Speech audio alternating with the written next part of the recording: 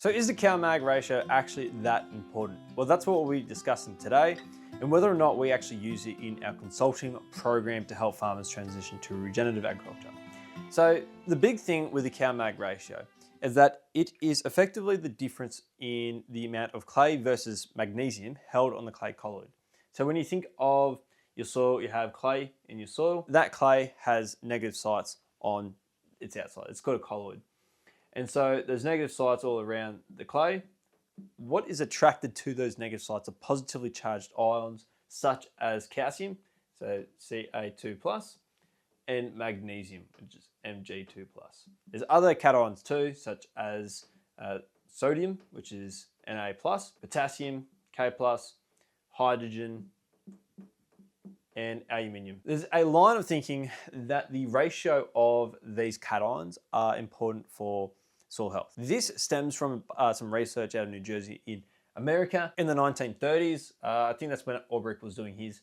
But it was really developed a lot by Ulrich, but there's been a lot of people that suggested this idea or philosophy of soil improvement. Basically, the overall idea is that there's a ideal ratio of these cations for the best soil health.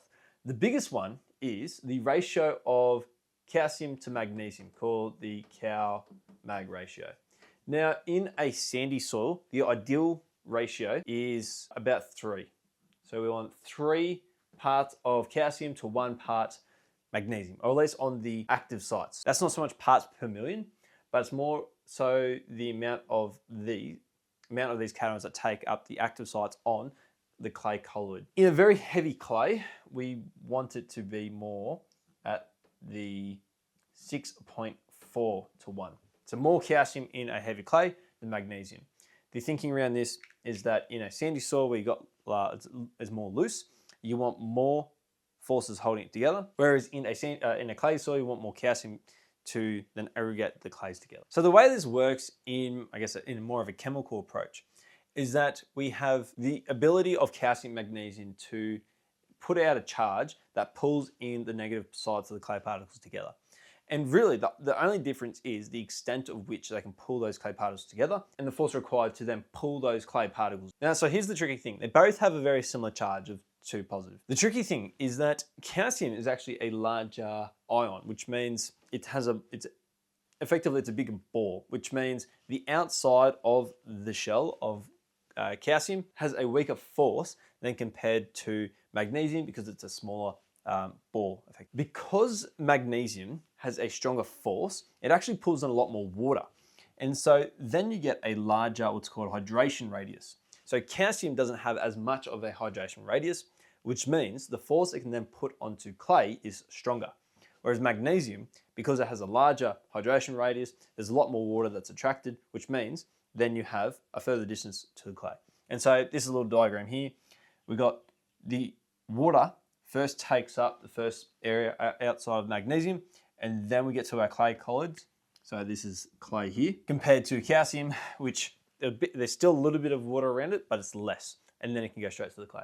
So technically, the calcium has more of a pulling charge on the clay colloids, which then means it requires more force to then pull them apart. In terms of the difference between the hydration radius of calcium and magnesium, calcium has a hydration radius of 0.42 nanometers, and magnesium has a hydration radius of 0.47 nanometers. So a bit more than 10% difference.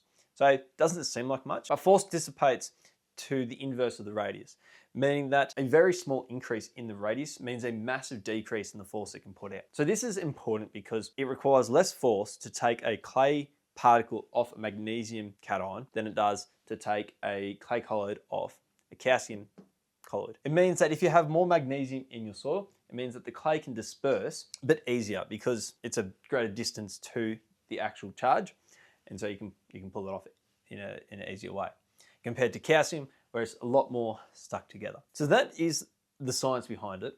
And to some extent, this is true. Soils with higher calcium tend to have better aggregation, greater structure, and therefore also a greater infiltration. Soils with more magnesium tend to be more sticky, they don't aggregate as easy, and you get surface sealing. So this is especially relevant for farmers on very heavy clays. The surface tends to seal over very rapidly in rainfall. So if you think of rain coming in, dislodges this clay, it gets pushed out, and then it can seal any cracks you have in the soil. So that's the science behind it. But the question is this actually relevant to farming, and whether or not managing for this makes you money? Because it's all good and well to understand this in theory and try and get an ideal ratio together. But does this actually make money? And I guess it all comes back to where they got some of these numbers from and the effect this has on our soil. So they got these numbers, or this soil balancing idea, from looking at different crops, finding the higher yielding crops, and then soil sampling those areas. What they found is that those areas tend to have a very similar ratio between the cations.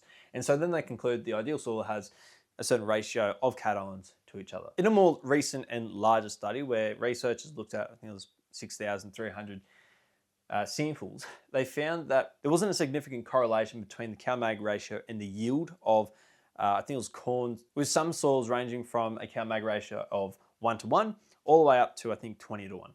So it seems that there's no correlation between getting this ratio right and actually your yield. What I've seen, and from what other studies suggest, is that the cow-mag ratio, because of this function, is still important for aggregation, soil structure. Calcium is important for holding together soil organic matter. And then I've also seen an importance in terms of the ratio with the uptake of calcium. And so because both of these are cations and they use very similar uptake pathways to get into the plant, too much of one of these can antagonize the other. So there is a correlation between the cow-mag ratio in the soil and the cow-mag ratio within the plant. So this is quite a tricky one, whether or not to actually make applications based on the cow-mag ratio or not, because there's not quite a clear effect on yield. There is some effect on soil health, so it seems, but not so much on yield. And so from a management point of view, where we have landed at Agresol and how we make recommendations to our clients is that the cow-mag ratio is somewhat important for soil health because it increases aggregation and structure. And so if there's a massive difference in the cow-mag ratio, then it might be worthwhile considering improving that. Typically, it will be in the form of addressing soil acidity. And so if we have an acidic soil, then we look at, say, the cow-mag ratio and go, okay, do we need to apply just lime, or do we need to apply just dolomite, which is calcium and magnesium? It's an acidic soil, we wouldn't apply gypsum because there's no point, we might as well spend the money on lime. If in a very heavy clay, that can actually be quite important, not so much for magnesium, but more so for sodium. So excess sodium causes what's called sodic soils, and it is a lot worse dispersion than magnesium. And so if you think of magnesium can still pull together these clay particles, sodium only has one charge. It just means it doesn't hang on to anything. You get a lot of dispersion. And so the gypsum, what happens is when you supply calcium, and this applies to the overall balancing. So when you increase the calcium in the soil solution, there's such a large concentration here that it pushes the magnesium or the sodium or some of the other cations off and swaps out with them, which means then you get a higher percentage of calcium onto your clay colloid.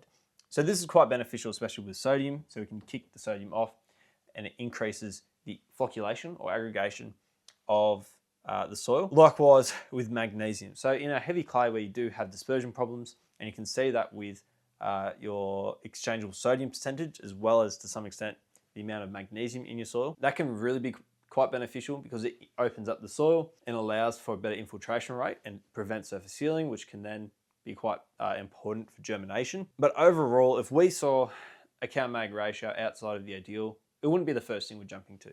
There's a lot better things you can spend your money on, like foliar applications or seed treatments or a soil primer, which would get you a much stronger response to soil aggregation and soil health improvements than trying to focus on a cow-mag ratio. Anyways, I'd love to know what you guys think about managing cow-mag ratios on your farms. I know a lot of farmers out there love it and they use it all the time. Other people don't necessarily use it. I'm a bit in between. It seems to be important from this point of view, but again, it's not one of the first things that I'll be looking at when trying to improve a client's soil. But anyways, let me know in the comments because I'd be quite interested to know what everyone thinks about it. If you want to talk more about this, you can sign up for a free consult. We'll go over some of your biggest challenges that you're currently facing in your farm and some potential options that we can look at for improving it. Anyways, thanks for watching. My name's Teal. Cheers.